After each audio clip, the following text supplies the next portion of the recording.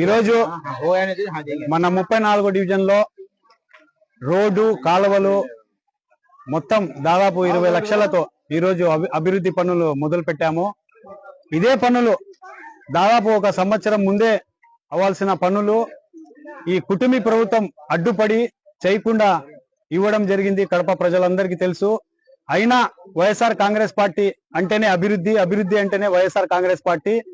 గతంలో ఎప్పుడు లేని విధంగా మన వైఎస్ జగన్మోహన్ రెడ్డి గారి సీఎం అయిన తర్వాత చేయడం అభివృద్ధి అందరికీ తెలుసు. అలాగే మన డిప్యూటీ సీఎం అంజద్ బాషా అన్న ఆధారంలో మన కడప మేయర్ సురేష్ బాబు అన్న గారి చర్యలతో ఎంపీ అవినాష్ రెడ్డి అన్న గారి వాళ్ళ అందరి సహాయ సహకారంతో మేము మన 34 డివిజన్ లో దాదాపు 95% డెవలప్ చేయడం జరిగింది.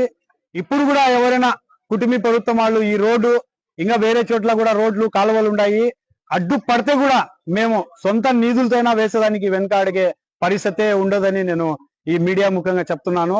ఇప్పటికే మీరు చేసింది ఏం లేదు, ఊరికే కార్పొరేషన్ నిధులు వచ్చి అది మేం చేశాం ఇది మేం చేశామని కేవలం చెప్పుదానికే ఉన్నారు.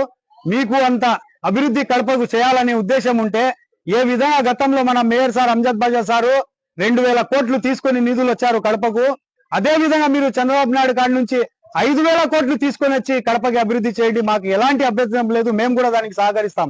కానీ మీరు మేము చేసే అభివృద్ధి పనుల్లో కార్పొరేషన్లో మీటింగ్లు జరగకుండా మీరు అడ్డుపడము ఈ కడప ప్రజలందరికీ తెలుసు, అందరు చూస్తున్నారు, గమనిస్తున్నారు. మీరు చెప్తున్నారు కదా మొన్న కార్పొరేటర్లు కూడా కేవలం 15 అంకితం చేస్తామని రాసి పెట్టుకోండి. మీరు ఎన్ని దౌర్జన్యాలు ఎన్ని కుతంత్రాలు చేసినా గానీ దేవుడి దేవలన అల్లా దేవలన 50కి 50 కార్పొరేటర్ ఎలక్షన్ లో మేము గెలిచి చూపిస్తామని కూడా ఈ మీడియా సమావేశం నేను తెలియజేస్తున్నాను.